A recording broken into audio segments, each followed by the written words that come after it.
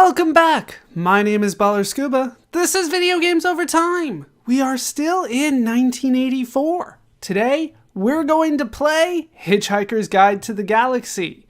Now, this is a game that doesn't start off with the best screen. It asks if I want color. The only difference between wanting color and not wanting color is the background. If you say yes, it gives you that blue background that I showed in the previous video. I'm going to say no because I didn't like that blue background. I would rather have the actual black background. And here we are with our standard opening screen. The Hitchhiker's Guide to the Galaxy, Infocom Interactive Fiction, copyright 1984. This is release 31. You wake up. The room is spinning very gently round your head, or at least it would be if you could see it, which you can't. It is pitch black. All right, we're going to go with verbose. I always do that when I start one of these games. I like having as much information as I can. Okay, so the first thing that we're going to do is stand up. Very difficult, but you manage it. The room is still spinning. It dips and sways a little bit. Well, a little. All right, let's turn on the light. Bedroom. That is where we are. Good start to the day. Pity it's going to be the worst one of your life. The light is now on. We're in the bedroom. The bedroom is a mess. It is a small bedroom with a faded carpet and old wallpaper. There is a wash basin, a chair with a tatty dressing gown slung over it, and a window with the curtains drawn. Near the exit leading south is a phone. There is a flathead screwdriver here. There is a toothbrush here. Well, there's two things that already sound good. But we're going to go ahead and get the gown to start. Luckily, this is large enough for you to get hold of. You notice something in the pocket. All right, wear the gown first. You are now wearing your gown. Let's look in the pocket. Opening your gown reveals a buffered analgesic, pocket fluff, and a thing your aunt gave you which you don't know what it is. Well, at least we have the pocket fluff. All right, get all from gown. We have the buffered analgesic. You swallow the tablet. After a few seconds, the room begins to calm down and behave in an orderly manner. Your terrible headache goes. Yeah, it's a pain pill. Then we have some pocket fluff, and then the thing that your aunt gave you, which you don't know what it is. Hooray! We now need to get the screwdriver and the toothbrush. We're just loading up on inventory right now. All right. As you pick up the toothbrush, a tree outside the window collapses. There's no causal relationship between these two events. All right, so a tree collapsed. That doesn't sound good. We need to put the screwdriver and the toothbrush in the thing that our aunt gave us. All right, they're in the thing. We are good to go. Yeah, you store things in the thing. It's a weird thing. If you drop the thing, you get the stuff from it back after a couple turns. I don't understand, but it is a thing. We will move south from here, finally getting out of the bedroom. You make your way down to the front porch. This is the enclosed front porch of your home. Your front garden lies to the south, and you can re-enter your home to the north. On the doormat is a pile of junk mail. All right, let's go ahead and get the mail. You gather up the pile of the mail, and we'll read it. There are many pieces of mail. Most are from some computer company called Infocom, which wants you to buy their games. Hidden underneath is an official letter from the local council dated some 2 years ago and inexplicably not delivered till now. Explain that a demolition order has been served on your home. The date of demolition is today's date. All right, things aren't looking good. Our house is going to be demolished, but we kind of already knew that based on the physical items that we talked about last video. That doesn't sound good, though, at all. Let's go south to the front of the house. You can enter your home to the north, probably not going to happen. A path leads around it to the northeast and northwest, and a country lane is visible to the south. All that lies between your home and the huge yellow bulldozer bearing down on it is a few yards of mud.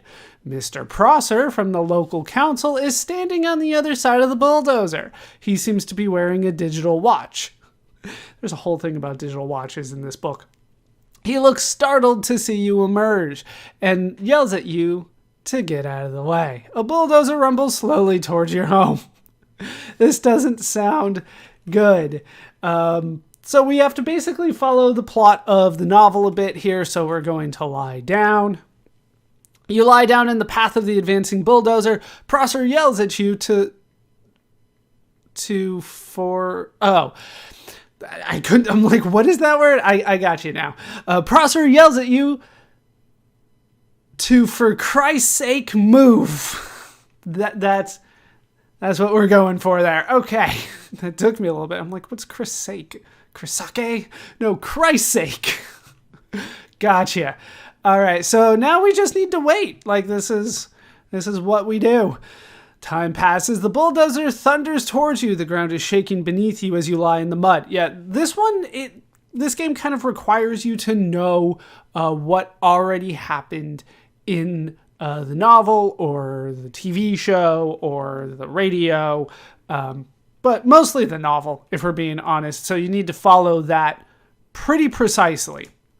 Wait again. The noise of the giant bulldozer is now so violently loud that you can't even hear Prosser yelling to warn you that you will be killed if you don't get the hell out of the way.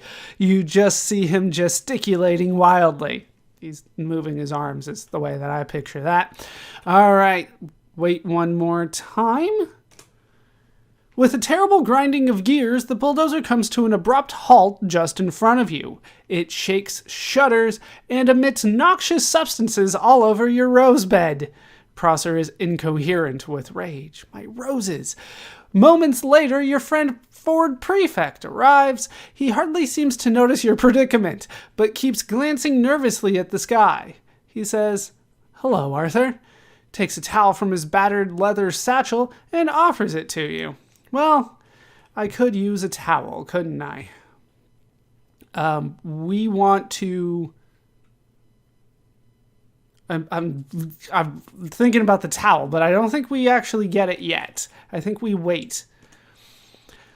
Ford glances uncomfortably at the sky. He offers you the towel again. Wait again.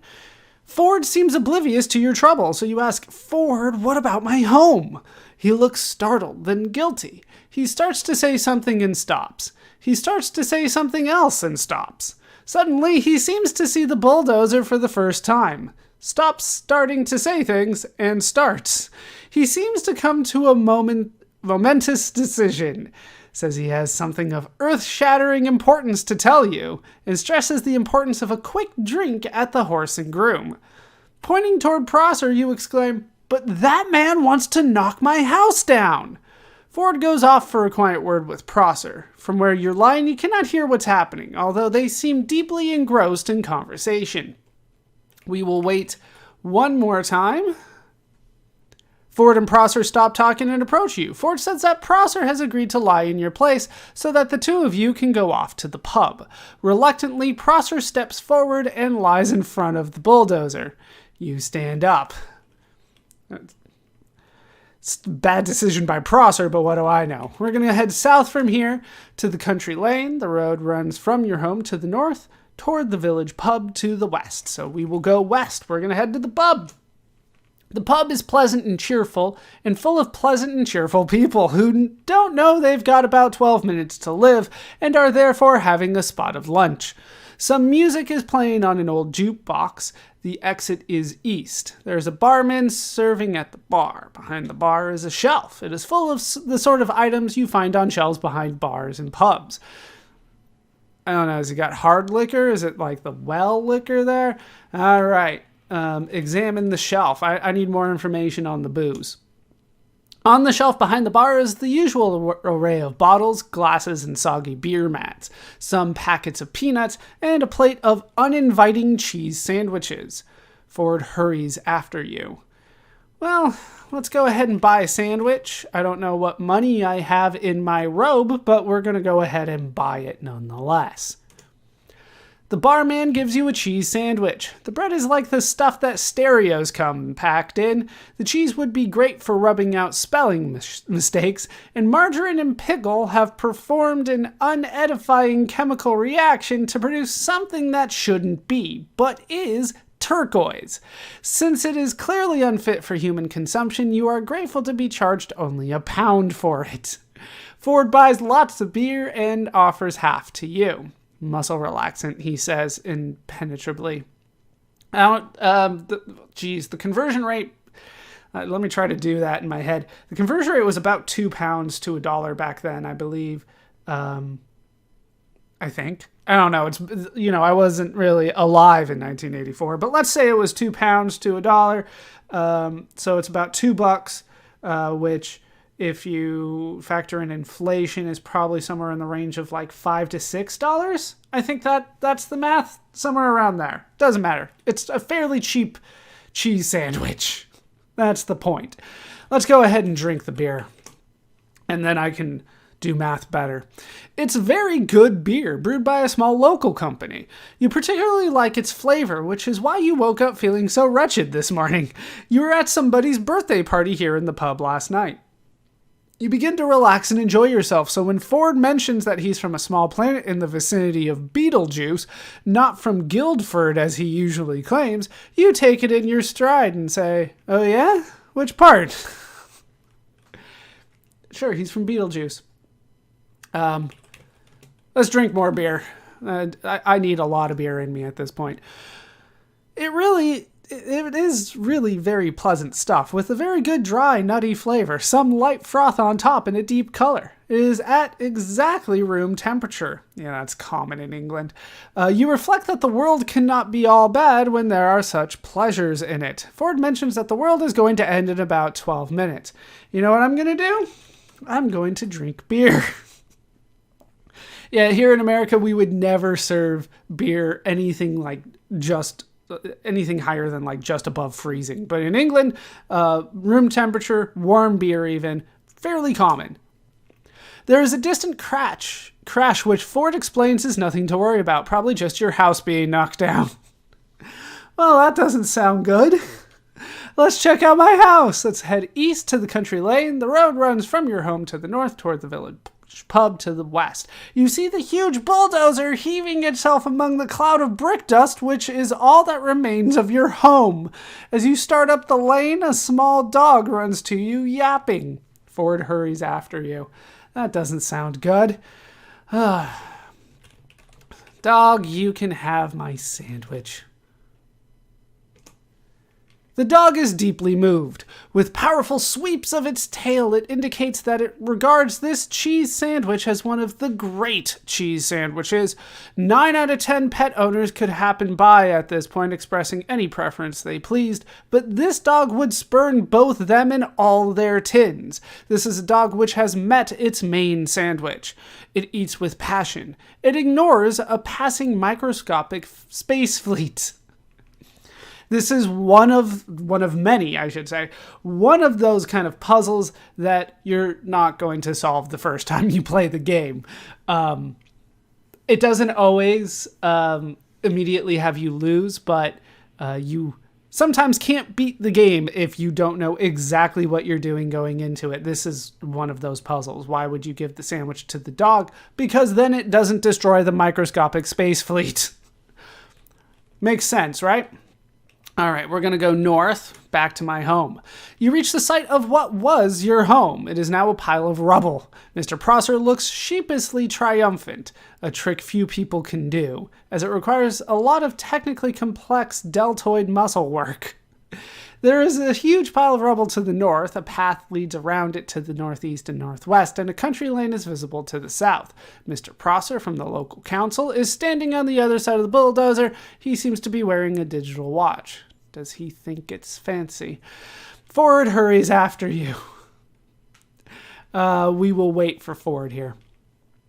With a noise like a cross between Led Zeppelin's farewell concert and the eruption of Krakatoa, a huge fleet of Vogon constructor ships flies overhead and announces that Earth will be demolished to make way for a new hyperspace bypass in 2 of your Earth minutes.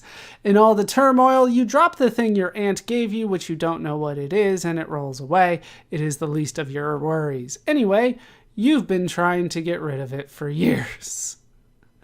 There's a part of me that says I'm going to need that. Can I take the thing? Can I take it? You can't say anything here. No, it's gone. All right. We will wait again. The vast yellow ships thunder across the sky, spreading waves of terror and panic in their wake. The voice of the Vogon captain slams across the country, insisting that the planning charts and demolition orders have been available at the local planning office in Alpha Centauri for 50 years, and it's too late to start making a fuss about it now. Throughout the noise, Ford is shouting at you. He removes a small black device from his satchel, but accidentally drops it at your feet. Let's go ahead and grab that device. That does sound important. Fierce gales whip across the land and thunder bangs continuously through the air in the wake of the giant ships. Ford fights to reach you, but the wind is too fierce. Further announcements from the Vogon captain make it clear that demolition will begin in just a few seconds. Through the blinding rain, you see lights flickering on the small device. All right, let's examine the device. The electronic sub-ether signaling device is shaped like a small fist with an extended thumb. Various lights along its knuckles are currently blinking wildly, indicating a spaceship in the vicinity. It has 2 small buttons, a red one labeled Call Engineer and a green one labeled Hitchhiker. It bears a small label which reads Another Fine Product of the Sirius Cybernetics Corporation. Affixed to the thumb is a lifetime guarantee. We're going to go ahead and press the green button. Lights whirl sickeningly around your head. The ground arches away beneath your feet, and every atom of your being is scrambled. An experience you're probably going to have to get used to. You are in dark. We're just going to wait. We kind of already know where we are, but the game has not revealed that to us. You can hear nothing, smell nothing, taste nothing, see nothing, feel nothing, and are not even certain who you are. Let's try again. And again. There we go. Something a little different. You can't hear anything, see anything, smell anything, feel anything, or taste anything, and do not even know where you are, or who you are, or how you got there. One more time. There we go. That is what we wanted, believe it or not. You can hear nothing, taste nothing, see nothing, feel nothing, and are not even certain who you are. But I can smell something, apparently. So let's smell. And this is a hard game, isn't it? From here we can smell darkness still. It does smell a bit. There's something pungent being waved under your nose. Your head begins to clear. You can make out a shadow moving in the dark. All right, let's look at shadow. Well, there we go. The shadow is vaguely Ford Prefect shaped. We're in the Vogon hold. This is a squalid room filled with grubby mattresses, unwashed cups, and unidentifiable bits of smelly alien underwear. A door lies to port, and an airlock lies to starboard. How do I know which way is port and starboard? In the corner is a glass case with a switch and a keyboard. It looks like the glass case contains an atomic vector plotter. Oh, wonderful. Along one wall is a tall dispensing machine. Ford removes the bottle of Santraginian mineral water, which he has been waving under your nose. He tells you that you are aboard a Vogon spaceship and gives you some peanuts. Let's go ahead and eat the peanuts then. You feel stronger as the peanuts replace some of the protein you lost in the matter transference beam. I lost some protein? How could you? Okay, so, Once we've eaten the peanuts, we have the most diabolical puzzle, I believe, of the entire game. At least it's one of the most infamous. We need to get the Babel fish at this point. If you know, you know. If you don't worry about it. But this, if you don't get the Babel fish, you will lose the game, but you won't know until much, much later in the game. You just kind of get screwed out of winning, and it takes you a long time to figure that out. This one is a bit of a timed puzzle, so we're going to just do things exactly how it needs to be done, and hopefully we get it in time. We can examine the dispenser. The dispenser is tall, has a button at around eye level, and says Babelfish in large letters. Anything dispensed would probably come out of the slot at around knee level. It bears a small label which reads, another fine product of the Sirius Cybernetics Corporation. Okay, let's press the dispenser button. A single Babelfish shoots out of the slot. It sails across the room and through a small hole in the wall just under a metal hook. Lovely. Okay, let's remove our gown. I told you this was a tricky puzzle. Okay, you're no longer wearing your gown. Now I have anything on underneath? I hope so. Let's put the gown on the hook. The gown is now hanging from the hook, covering a tiny hole. Ford yawns. Matter transference always tires me out. I'm going to take a nap. He places something on top of his satchel. If you have any questions, here's the Hitchhiker's Guide to the Galaxy. Footnote 14. Ford lowers his voice to a whisper. I'm not supposed to tell you this, but you'll never be able to finish the game without consulting the guide about lots of stuff. As he curls up in a corner and begins snoring, you pick up the Hitchhiker's Guide. Yeah, the Ford just broke the fourth wall. That happens quite a bit in the book as well. They're very aware that this is a book and a game and all that kind of stuff. Okay. We want to then press the dispenser button again. A single Babelfish shoots out of the slot. It sails across the room and hits the dressing gown. The fish slides down the sleeve of the gown and falls to the floor, vanishing through the grating of a hitherto unnoticed drain.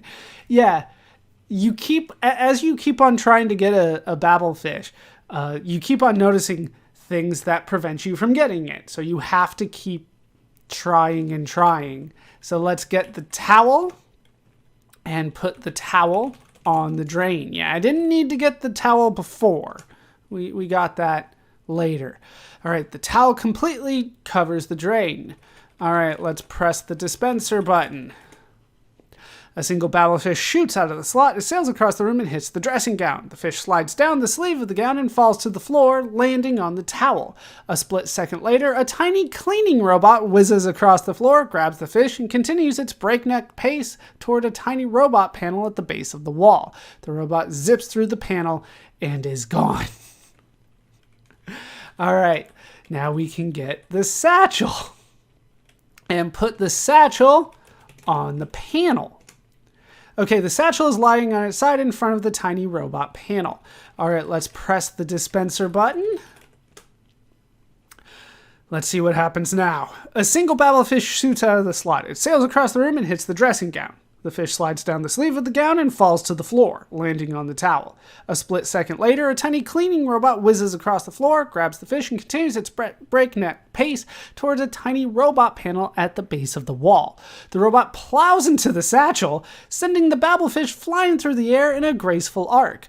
A small upper half of the room cleaning robot flies into the room, catches the Babelfish, which is all the flying junk it can find, and exits. Okay. Let's put the mail on the satchel. Okay, the loose pile of junk mail is now sitting on the satchel. And now we can press the dispenser button again. Let's try it this time.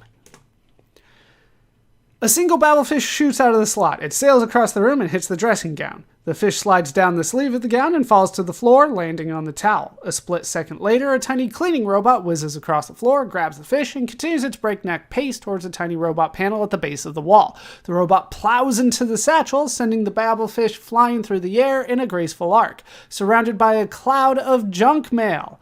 Another robot flies in and begins madly collecting the cluttered plume of mail. The Babel fish continues its flight, landing with a loud squish in your ear. All right, we got it. So the Babel fish will allow us to interpret any language. So it's basically a universal translator, and yes, it does have to go in your ear. It's named after the Tower of Babel, which strangely we talked about in our Tower of Draga video, but it is a story from the Bible if you are unfamiliar with it. The idea is that humanity built a giant tower, and then God got mad and destroyed it and made it so everybody basically spoke a different language. And so that's why there are different languages out there, according to the Bible. All right, so let's go ahead and press the switch on the glass case. And this fish will allow us to basically undo that, and we can all speak the same thing. If I remember right, it basically feeds on translating. Like, that's how it functions. You know, it's described better in the book than I can do. It's been a while since I've read the book. All right, a recording plays. To open the case, type in your first word from the second verse of the captain's current favorite poem. Warning, an incorrect input will cause the case to explode. Vogon poetry. The worst thing in the universe. Okay, so it is the first word from the second verse. That is going to be random every time you play it. So let's go ahead and wait a few times. An announcement is coming over the ship's intercom. This is the captain. My instruments show that we've picked up a couple of Oh, I should do the Vogon voice, shouldn't I? This is the captain. My instruments show that we've picked up a couple of hitchhikers. I hate freeloaders, and when my guards find you, I'll have you thrown into space. On second thought, maybe I'll read you some of my poetry first. Repeating. Yeah, Vogon poetry, legendarily bad. There were a lot of details that I missed in our summary, and there was a reason for it. All right. Wait again. Same one. Wait again. So it's the first word of the second verse. Ugh. First word, second verse. I have to remember that. All right, so that's 4 times. All right, there we go. Guards burst in and grab you and Ford, who come slowly awake. They drag you down the corridor to a large cabin where they strap you into large menacing chairs. We're now in the captain's quarters in the poetry appreciation chair. Oh no. This is the cabin of the Vogon captain. You and Ford are strapped into poetry appreciation chairs. The captain is indescribably hideous, indescribably blubbery, and indescribably mid to dark green.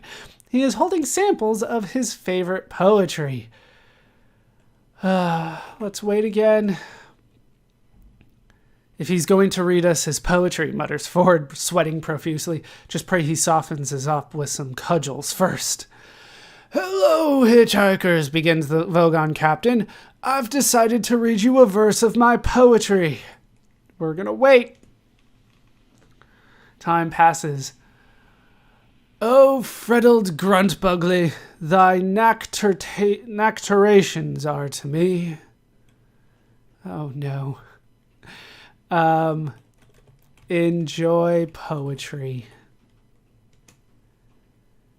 You realize that, as though the Vogon poetry is indeed astoundingly bad, worse things happen at sea and in fact at school. With an effort for which Hercules himself would have patted you on the back, you grit your teeth and enjoy the stuff. As plurtled gabble blotchets on a lurgid bee. So I believe my word is going to be as. I will save before I do it. I'll rewatch the footage if I get it wrong.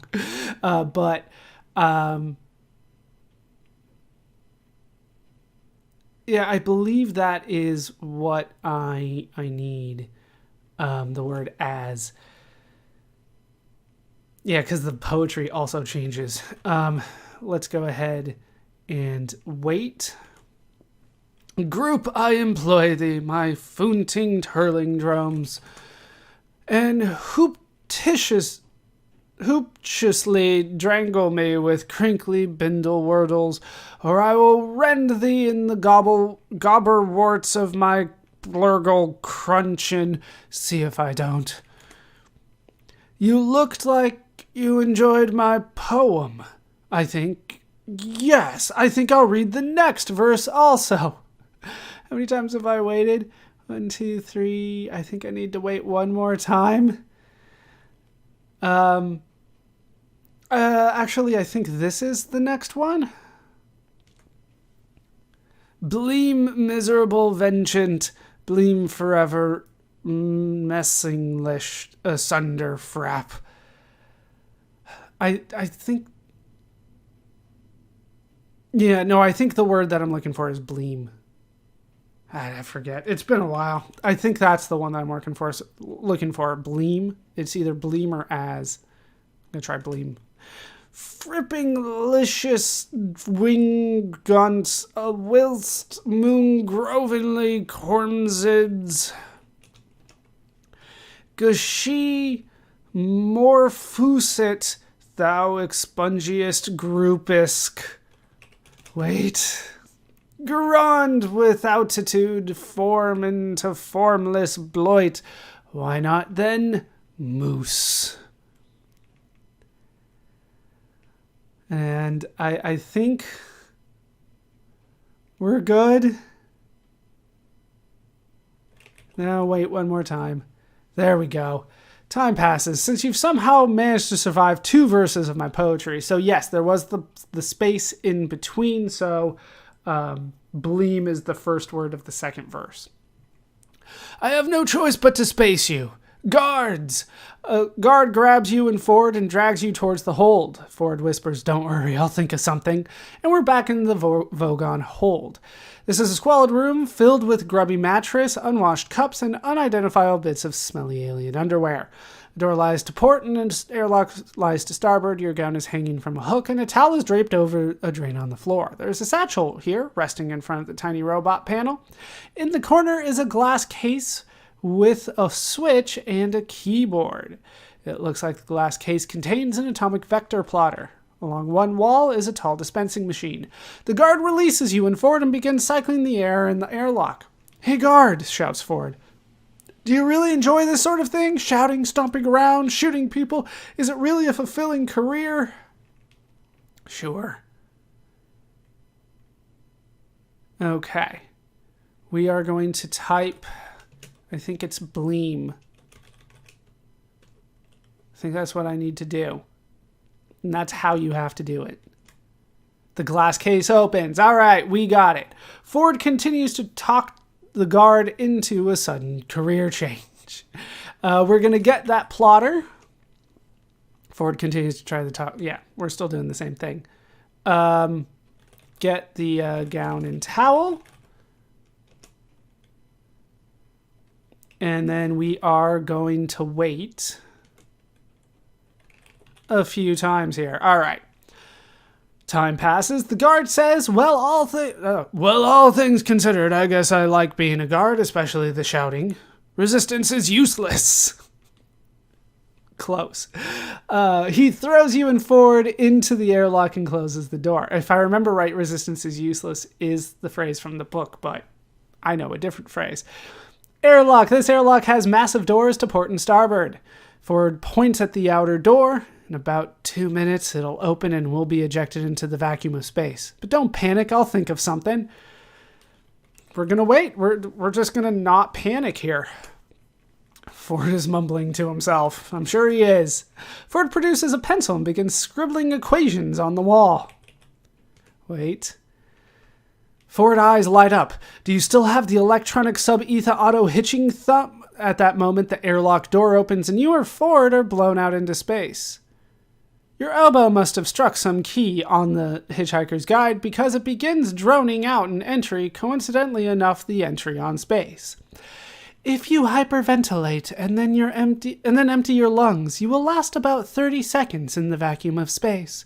However, because space is so vastly, hugely, mind-bogglingly big, getting picked up by another ship within those 30 seconds is almost infinitely improbable. Footnote 9. Precisely 29 seconds later, you and Ford are scooped up by a passing ship. Gasping for air, you pass out. We will wait. You can't hear anything, see anything, smell anything, feel anything, or taste anything, and do not even know where you are, who you are, or how you got there. Wait again.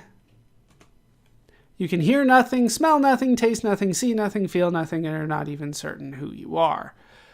Close. Let's see.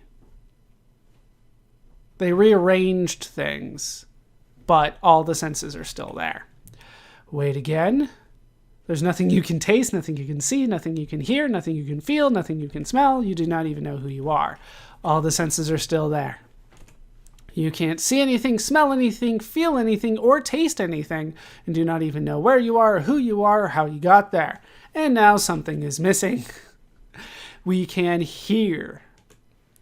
You hear the deep and distant hum of a star drive coming from far above. There is an exit to port. All right, let's head south. We were lying about the exit to port. You emerge from a small doorway. This is straight up just lying to me, too. We've made it to entry bay number 2. This is an entry bay for the Heart of Gold. A corridor lies aft of here. There is a sales brochure here. This looks like that incredible new infinitely improbable drive spaceship, thus the Heart of Gold, says Ford with growing excitement. Announcement. This is Eddie, the shipboard computer. We have just picked up 2 hitchhikers at an improbability factor of 2 to the 29,904 power to 1 against. Oh, that is a highly improbable thing to happen. But now that we have made it to the Heart of Gold, I think this is a good place to stop. I think we are roughly halfway through, maybe a little bit less, but we've made it off of Earth. We've made it off of the Vogon ship, and so the things are going okay for us at this point. Let's go with that. But we made it through, I would say, the hardest puzzles of the game, and once we get those done, things should be going relatively well for us from here on out. So that is going to do it for this part of Video Games Over Time. I've been this part of Hitchhiker's Guide to the Galaxy. I've been ballerscuba. This has been Video Games Over Time. Thank you so much for watching, and I hope to see you in the next video when we start exploring the Heart of Gold. Thanks for watching.